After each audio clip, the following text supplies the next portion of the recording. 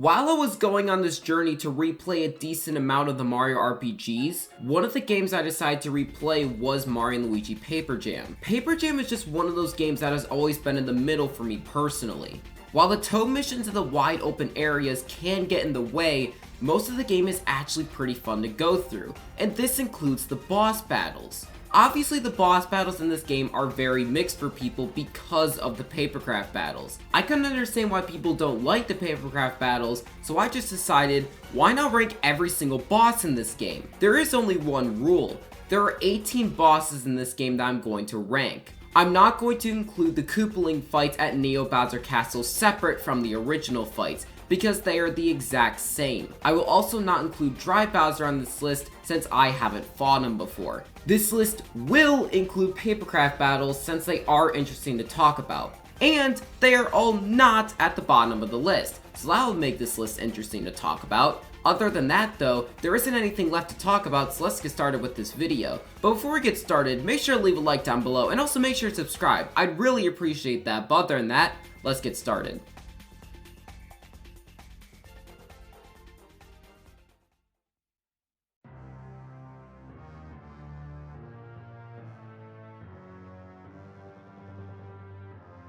My old friend is back. I tore apart Papercraft King Boo in my top 10 worst bosses in the Mario RPGs, and I still hate it just as much. The points I listed in that video are the exact same here, which is kind of unexpected because I thought that the criticisms that I had would go away. I thought that the controls of Yoshi grabbing onto the boos would have been fine. Maybe I was just building up how bad it was just because it was a grand video. No, I wasn't, and it showed on my latest playthrough. If you don't know what I'm talking about, Yoshi can grab onto enemies with his tongue. This is a good innovation of papercraft battles, and it makes sense for his character. The problem is that the tongue grab is mapped to the dash button. When your sights lock onto an enemy, Yoshi will bring out his tongue and bring the enemy towards you. If not, then he just dashes forward. This means that you can't actually control when Yoshi shoots out his tongue, and locking your sight onto an enemy is not reliable in the slightest. Normally this would just be mildly annoying and something I could get over. In this case though, because the boos are out above the lava, you're going to be sent straight into the lava, damaging yourself if the sight isn't locked on. And since the sight is not reliable, this is going to happen more often than you think.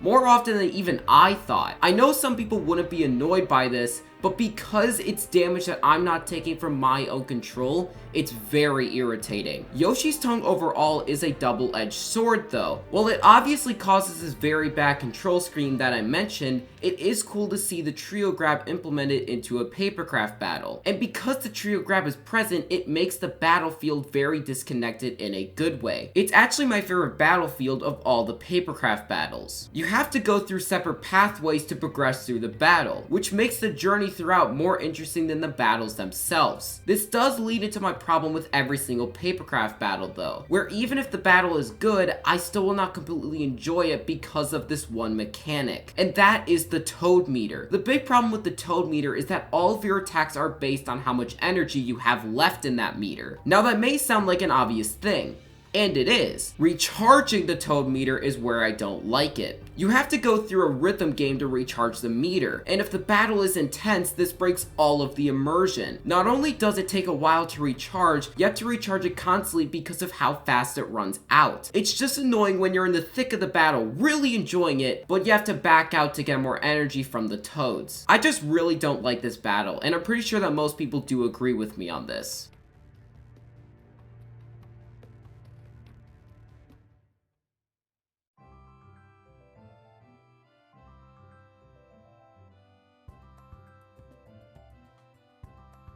It's another papercraft battle, but it's one that I've talked about somewhat positively before. I've said that it's a very short boss that you can get over very fast, so if you don't like the papercraft battles, you don't have to deal with it for very long. Do I still agree with that? Well, kind of. It is indeed a very short boss. I do still agree with that part, but it's important to point out that this is the first papercraft battle you have in the game. So while it is indeed very short, it's very bare bones as well. And it isn't just boring to me, it's also a very slow fight. Mega Wrinkle Goomba's attacks are very slow, and it just makes it a slog to get through. His attacks just consist of him moving around and sometimes dashing at you. It makes sense as a first boss, but it makes the boss fight very generic. At the very least, you can skip the tutorials that are presented at the beginning of the fight, which is a very nice feature that I'm glad is there. But being able to skip the tutorials is not enough to save this boss fight for me. Oh, and of course, the toad energy sucks. Makes the boss fight even more slow than it already was.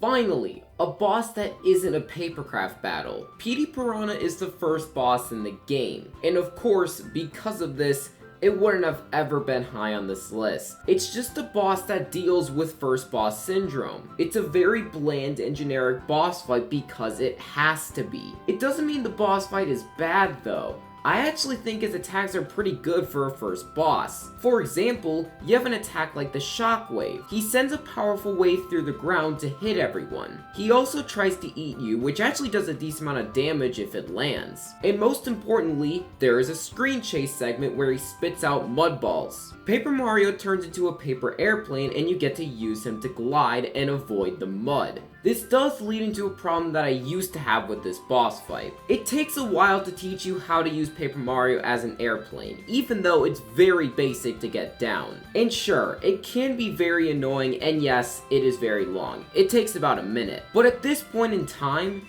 it just doesn't bother me. It's a simple tutorial. It's not like it's a genuinely annoying feature about this boss fight like the tongue grab with Papercraft King Boo, so it doesn't bother me. No, what bothers me the most is just how simple and generic this boss fight really is. But because of how good Petey Piranha's attacks are, I do think it is a good introduction to boss fights in this game. Heck, I don't even think it's a stretch to say that this is the most difficult first boss in the Mario and Luigi series. And while that is a good stat to have, it is still a first boss fight in the Mario and Luigi series, so it is just a miracle that it isn't on the bottom of the list.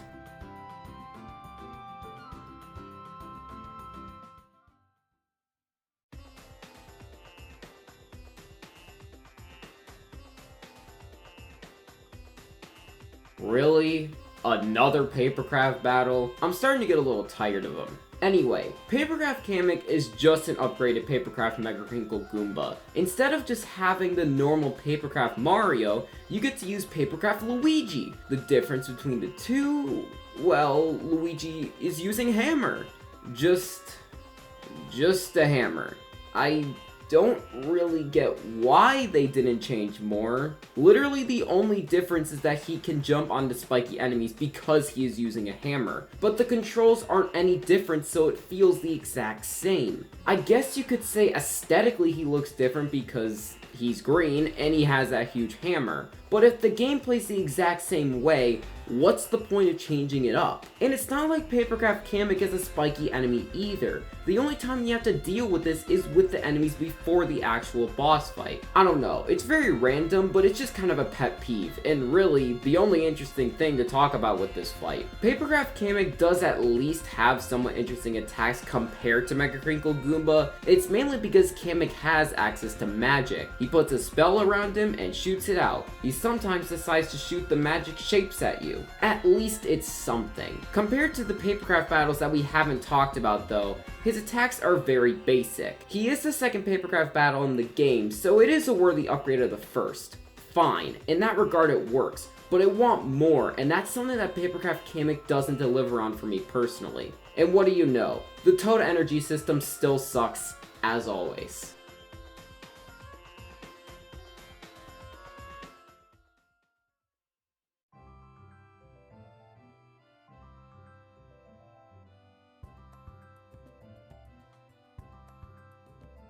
Paper Petey Piranha exists. It's a very middle-of-the-road fight for me personally. When comparing this boss fight, the obvious comparison is to the original Petey Piranha, and of course this boss fight is better than that one. Not only do you have more bros attacks, which means that your attacks are going to be more fun to pull off, There is also a really interesting concept with this boss fight that normal PD Piranha completely lacks. Paper PD Piranha decides to take Paper Mario's copy block away from him at the beginning of the fight. He does this because he wants to make copies of his own. And since you just hit the mid-game of Paper Jam, you already know how overpowered copies are in this game. You have to do a decent amount of damage to knock his copies onto the floor. But instead of the one Paper PD Piranha being all the way at the back like you would expect, he's actually put randomly throughout the pile. So to defeat him, you have to take out enough copies to reveal the real one on the floor. This is just a really good concept that was really well executed. But when you take one step forward, you still realize that you're towards the bottom of the list, so you have to take a step back. What step back was taken from this boss fight? Well, it's something that normal PD Piranha actually does better than this fight. To me,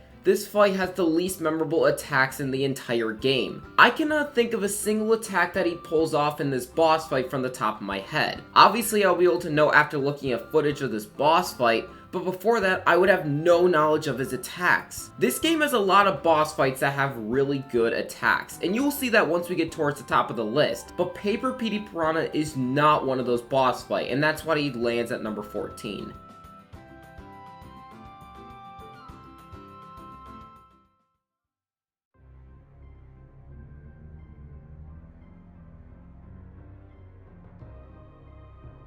The Lemmy, Morton, and Iggy boss fight is very similar to Shroob from Partners in Time. That makes the boss fight sound like it is much worse than it actually is. But don't worry, this boss fight is decent enough. Well, kind of. It's kind of hard to consider this a boss fight because you don't ever attack. And because you were never able to attack, you don't have any of the fun of using bros or trio attacks. So the only real way to make this boss fight good is with Lemmy, Morton, and Iggy's attacks. And unlike Shroob, they're actually able to pull it off here. One reason that the attacks are so good from this game is because they combine all three of the bros to dodge at once. I already mentioned in the PD Piranha segment where Paper Mario turned into an airplane, but there is also Paper Mario turning into a boomerang and also him turning into a trampoline. All these gimmicks are really interesting to use because they feel super unique to this game. And while other boss fights force you to use these abilities once or twice, no boss fight has made you use all three of them. Because of this, it makes the attacks that Lemmy, Morton, and Iggy do very fun to counterattack with. The first attack that happens this boss fight is Lemmy getting his really big bouncy ball and chasing all three of the bros down with it. You have to use the Paper Mario as a boomerang to hit Lemmy off. After that, Iggy brings a chain chomp and you have to use the paper airplane to dodge him since he's trying to ram into you. Last but not least, Morton decides to chuck the chain chomp into the air and you have to use the trampoline to send it right back to all three of the Koopalings. And they finally go down. Now technically, you do attack if you don't do enough damage to the Koopalings after the counterattacks. But this would only happen if you're under-leveled. This boss fight to me is the definition of short and sweet. Everything that it does works extremely well. But since you cannot use your most powerful attacks and this boss fight being very short, it has to land here at number 13.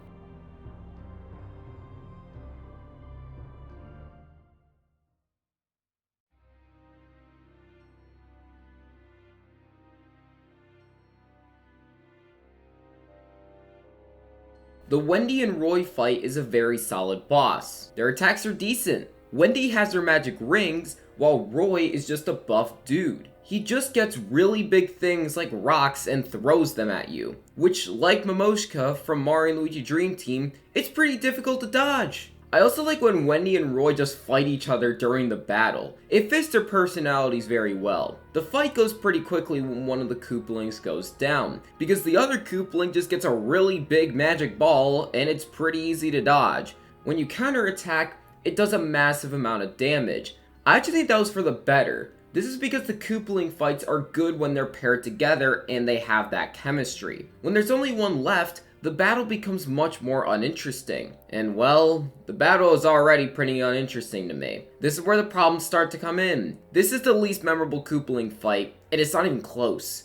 Even though this boss has the good chemistry between Wendy and Roy, there isn't a concept surrounding the fight to actually make it interesting or memorable. The Lemmy, Morton, and Iggy boss fight has the unique style of just dodging. And the Ludwig and Larry fight has the really good concept of their own battle cards. So what does this boss fight have? You may say the interesting attacks, but I counter that by saying that Lemmy, Morton, and Iggy have better ones. You may say the chemistry as a concept, but I counter that by saying that Ludwig and Larry's concept is far better. Now, Wendy and Roy are ranked above Lemmy, Morton, and Iggy, even though I'm saying that the other boss fight has more going for it. The truth is, I'd rather use bros attacks and trio attacks in a fight than have a boss fight that's more memorable. The fight is fine for what it's trying to be, but for this ranking, it has to be number 12 for me personally.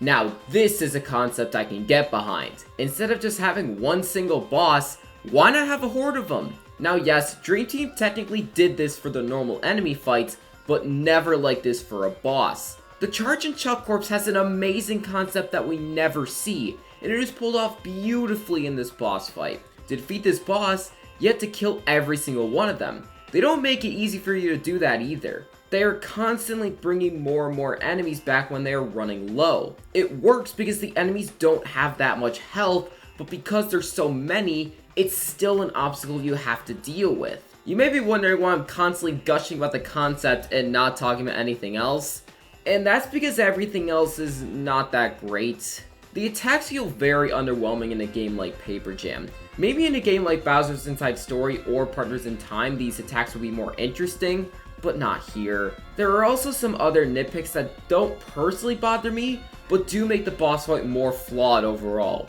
One of the things is that the boss comes out of nowhere. Normally for boss fights in the Mario RPGs, there is a battlefield that makes it very obvious that a boss fight is coming up. Not here. There is literally no build up to this boss fight, so it makes it very confusing that it's actually here. This personally doesn't bother me anymore because the way to counteract this is just knowing the game. But if this is your first time playing, it could be a very rough time. Another thing to point out though is that because of the battle cards, it makes this boss fight really easy to cheese. Just get a lot of the battle cards that do a lot of damage to each enemy and you win the fight in less than a minute. This is another thing that personally doesn't bother me because I just get a ton of battle cards that boost your EXP after battles, but it does make the boss fight more flawed. And I get it.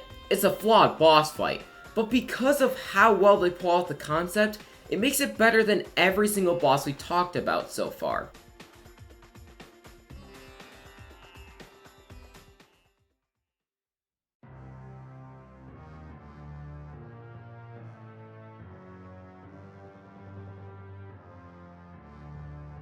This is one of the only bosses in the Mario and Luigi series I genuinely love and hate. It's strange too, because it's a papercraft battle. Out of everything in the series, one of the things that I love and hate is a papercraft battle. It's also interesting because most people hate this boss fight, and understandably so, because most of the complaints that people have, I also don't like. Everything before the real boss fight is just a forced boss gauntlet. Do you think I want to fight these boss fights again? Most of the papercraft battles are near the bottom of the list, so that is a clear no. And the boss fight, because of the boss gauntlet, is so insanely long. It is going to take at least 10 minutes until you get to the actual good part of the fight. But for me personally, that 10 minutes is worth it, and it's all because of that last phase. I already thought Fire Mario was the most fun papercraft to use, so to see how well it was integrated into this final boss fight was phenomenal. Fire Mario is very simple. Use the X button to use a fireball. That's it.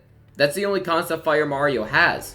It controls well, and it's easy and practical to use. But when dealing with Papercraft Bowser, in my opinion, they did a great job. They used the music from the original Bowser's Castle as the theme here, and I think it fits perfectly. I also think they did the best they could with the Toad energy. Now, of course, it still sucks. Having to stop the battle to recharge your energy is kind of annoying. The way they somewhat fixed it though, is that the battle doesn't stop. Normally when you're recharging your meter for other papercraft battles, every single enemy just stops in its path. That literally means the battle is stopped. In this case though, Papercraft Bowser doesn't stop attacking you when you're recharging the meter. This makes the battle more intense since you have to constantly be moving. And we haven't even talked about his attacks yet. I don't know if you expect me to say this, but the attacks are great. Since he is Bowser, he has a spiky shell, so he uses this to his advantage and rams into you with it. He also breathes fire in a way where you're forced to go in one direction.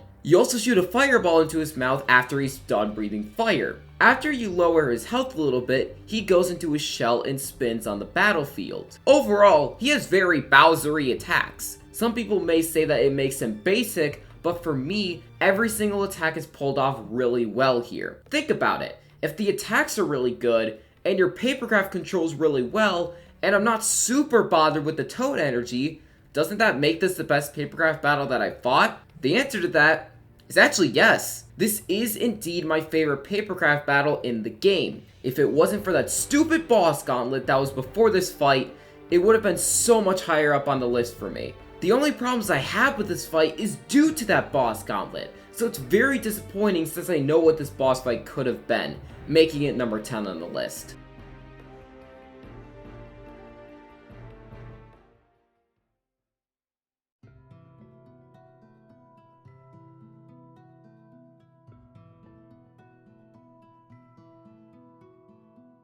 We go from a boss that I love and hate to a boss that I think is decent. And just like with my 1000 Year Door chapter ranking, I would rather play something that is good throughout than something that is great in one place and terrible in another. This is also my favorite papercraft battle overall if I don't separate papercraft Bowser from the boss gauntlet. Papercraft Bowser Jr. has okay enough qualities that all work. For example, the place is a snow area, which means there is ice. I don't mind sliding around because the movement of the papercraft in these battles wasn't a problem for me personally. I actually found it fun. I also think Papercraft Peach was a good papercraft. It actually changes the game unlike Papercraft Luigi, and it's not annoying to control like Papercraft Yoshi. When you shoot the papercraft into the air normally, the papercraft comes right down crashing onto the enemy somewhat uncontrollably. This time, it's different. Papercraft Peach uses her umbrella to let herself float for a short duration to time the landing perfectly. She also uses her umbrella to knock back obstacles thrown at you during the fight. That leads into the main intrigue with this fight. Instead of damaging both the enemies and Papercraft Bowser Jr. directly, you have to first knock back items. Sometimes it's spike balls, and sometimes it's bombs. This stuns the enemies for you to do an attack on them. In my opinion, this is much more interesting than a simple formula of just going behind the enemy and dashing them. Yes, it's more complicated, but for me, it makes the battle more interesting. I also enjoy how much Bowser Jr. runs away in this fight. He will not let you damage him, and it makes the fight feel more unique. I like this fight. While it isn't as enjoyable as Papercraft Bowser alone, the fight throughout is enjoyable with small concepts that make it feel unique, making it deserve number 9 on the list.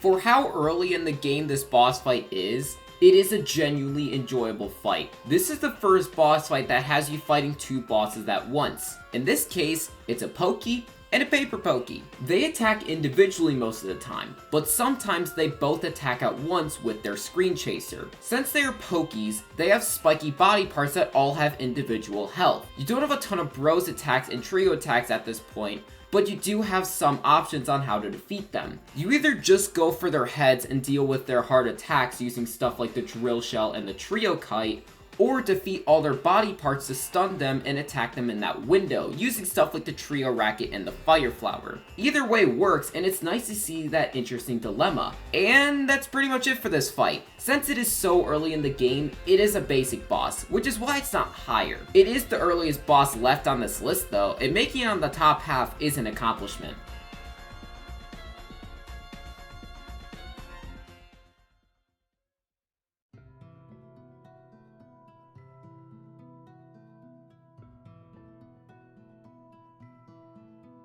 Ah, here we go. King Bob-omb is actually interesting to talk about. This is a very late game boss fight, right before the final area, so they have to step it up with quality for bosses. And since we're pretty high up on the list, you could tell I'm very happy with this boss. It reminds me of a worse version of Elder Shroob from Partners in Time. That's not a bad thing, by the way. I love that boss.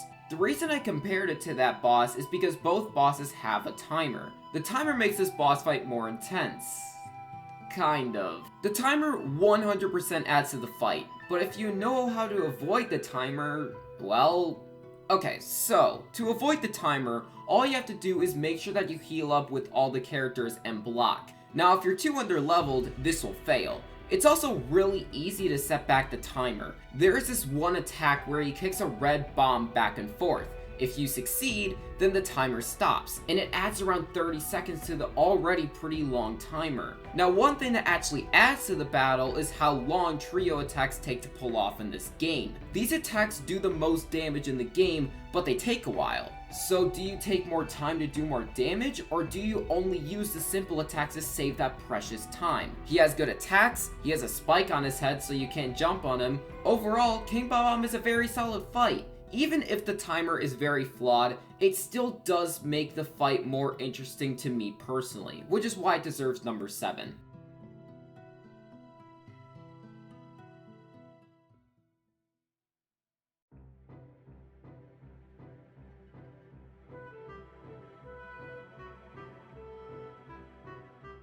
King Boo is good. This segment is going to be like the Big Pokey Duo segment where everything is good, but there isn't much to talk about. King Boo has good attacks, a personal highlight being the Screen Chaser where you have to use Paper Mario as a boomerang. Just like King Bob-omb, King Boo has a spike on his head, which means that jumping attacks don't work. Most restrictions in terms of battling are a plus in my opinion. You also have a lot of bros attacks at this point, which means more interesting attacks on both ends. But the thing that made this boss fight barely beat King Bob-omb is its slight concept. I actually think the lack of a concept is the weakest part about this boss fight, but it's weirdly the thing that makes it number 6. King Boo captures Paper Mario for a bit of time. I said in the King Bob-omb segment that trio attacks are your most powerful attacks you have, so those attacks being taken away from you makes it much harder.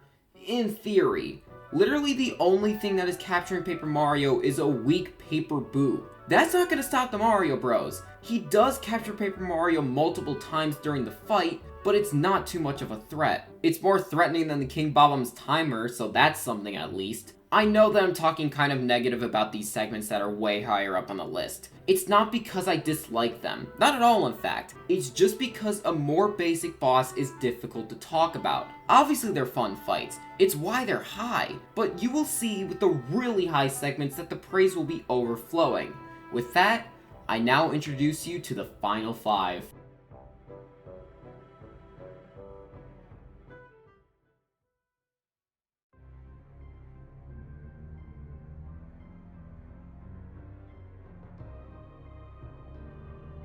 And we have another boss that is pretty basic. Even compared to the 2 bosses we just talked about, this boss has basically nothing in terms of a concept. But hey, not having a concept doesn't make this boss fight bad, it just has to compensate in other categories. In this case, it compensates in the easiest way. I really like their attacks. They are the Magic Boys after all. They make portals, they do the jump rope game from the beginning of Mario & Luigi Superstar Saga, and they do a cool screen chaser with the boomerang. I think at this point you can tell that my favorite out of the 3 Paper Mario transformations is absolutely the boomerang. It's just fun to throw back at the enemy and it controls great. At this point, you also have every single Bros attacks, which is the real reason that this boss is the highest out of the 3. I absolutely love the Toad Trail and the Mega Thwunk a lot, and I'm glad I get to use them for this boss fight. That's it for this boss fight. It's another simple fight that literally has no concept, but if the attacks are fun to dodge and you have the fun Bros attacks, I'm gonna like this boss fight, and it's number 5 because of that.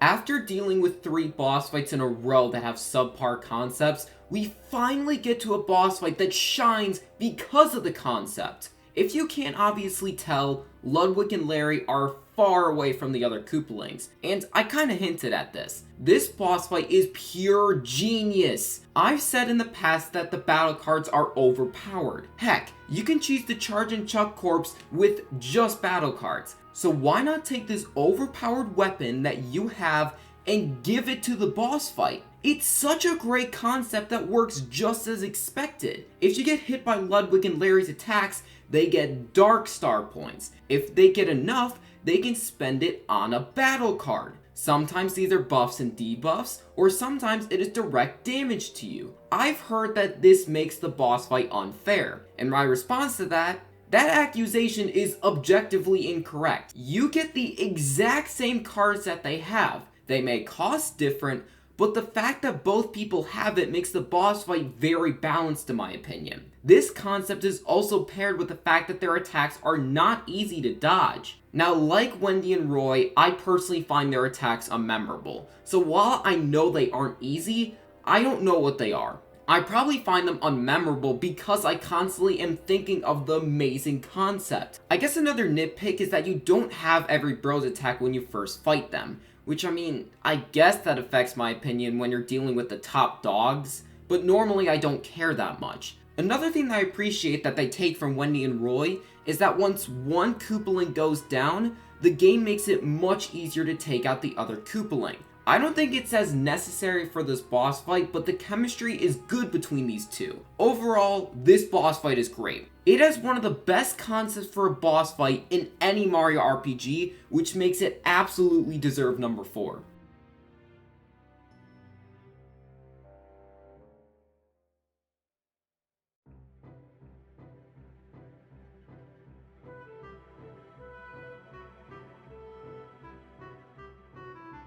This is the biggest jump on the list from the original. Before, I definitely didn't dislike this boss fight, but I never thought it stood out for me. This time though, it really grew. The top 3 is a prestigious spot to be, especially for a criminally underrated boss like this. Does the boss fight have a concept? Kind of. Gameplay wise, it's like the Kamek Duo fight. There is nothing. Bringing up the Kamek Duo fight is ironic for the segment though, because story-wise, the table is flipped. There is a concept here. Paper Kamek possesses the caterpillar that was helping us get through this entire area to go against us. That, for me personally, is enough, because they don't leave any category for a boss fight hanging. I love that Rampaging Wiggler constantly raises his power at the beginning of each attack. Does it do anything? Probably not, but it gives a much more intimidating feeling to this boss. The attacks that the boss fight gives us, while maybe not as unique,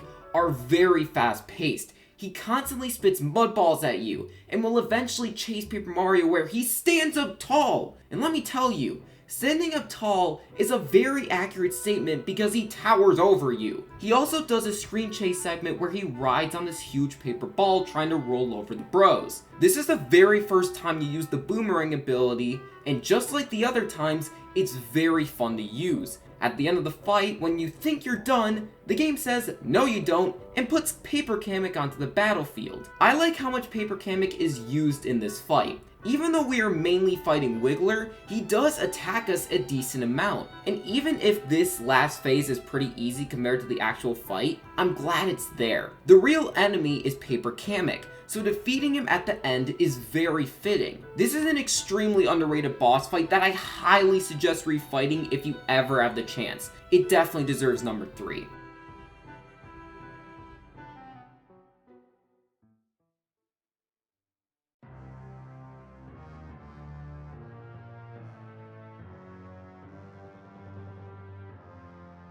The Bowser Jr. duo landed in my top 10 best bosses in the Mario RPGs. So do I stick with that? Well, that list had parameters like no final bosses, so it isn't in my real top 10. But without really thinking about it, I do think this is in my top 25. This boss is just a ton of fun to fight. While this boss doesn't have a concept, it doesn't matter to me. This boss fight has the most unique attacks in the game. It's the first boss fight that uses the trampoline, which, while not as good as the boomerang, makes very interesting attacks. They send a really big metal ball towards you, and you have to bounce it back to hit one of the Bowser Jr.'s. And this isn't even the best of the attacks in this fight. the Bowser Jr.'s put barrels on each of the bros, which means you don't know which bro is which. The only way to figure it out is by jumping with each bro. You are running away and constantly dodging fire from the juniors, which makes this attack very dynamic. But my favorite attack from this game is where the juniors and the bros have a paper airplane contest, where whoever gets farther doesn't get damaged. Not only is it very fun to control the paper airplane,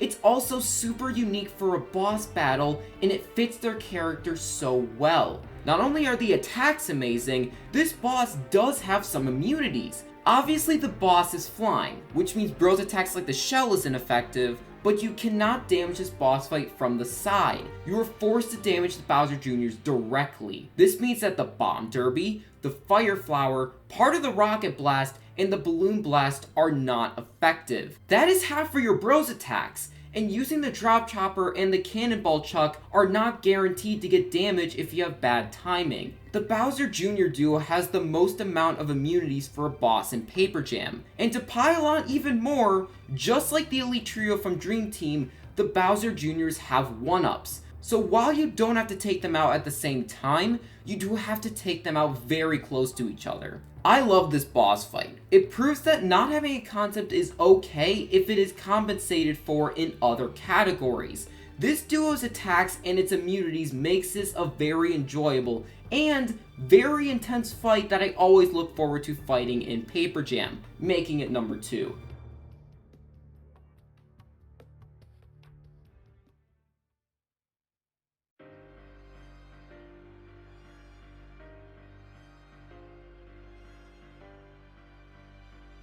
Wow, what a shocker. The final boss is number 1. People are gonna think that this was such an obvious pick, but it genuinely wasn't. I actually think that the Bowser Jr. duo has better attacks overall. Of course this boss fight has great attacks, but the juniors have more unique ones. I'll just quickly go over the first phase of the fight because it's really not important. At this point you have every single bros and trio attack, which means that your attacks are very fun. Now, the two Bowsers have very Bowsery attacks like Papercraft Bowser. They have fire, they have spike balls, and they sometimes hide under their shells. When this happens, you have to attack the other Bowser. This doesn't matter too much since their HP is combined, but it forces you to change your strategy, which is always a plus. After you deal enough damage, they fuse together and become the one and only Shiny Robo Bowser. First off, Shiny Robo Bowser is the best looking thing in the entire game. He looks super intimidating and his movement looks really awesome. The background also goes from a dark purple to a bright magenta, which makes the sky look awesome when doing bros attacks like the Toad Trail and the Mega Thwonk. And of course, the theme of the final boss is amazing. It's both really intense and very majestic. Now before I talk about the attacks, I really want to mention difficulty. Difficulty is not something I need for a normal boss fight as long as the normal boss fight is, well, good. For a final boss fight though, I want some. This is the final test in the game, so it better be at least the most challenging boss in the main game. Luckily, this boss fight meets that criteria and I'm so glad it did. It's not only difficult because of the pure amount of health he has, but it's also difficult because of the unknown restrictions that are put onto the fight. In this boss fight, Bowser has paper armor that people would first think would increase his defense. That may be the case, but the real thing it does is block your ability to use trio attacks. If you use a trio attack, he brings out his really big hammer and completely denies it. He even does his own very difficult attack to dodge and return. He breathes fire at each of the bros, but he fakes the player out very easily. Even if you know not to use trio attacks during that part, it obviously still restricts you because you don't do as much damage overall. Once you get rid of that armor, then you can use as many trio attacks as you want. He does recover that armor after a bit, which I do appreciate. Now finally, onto his attacks.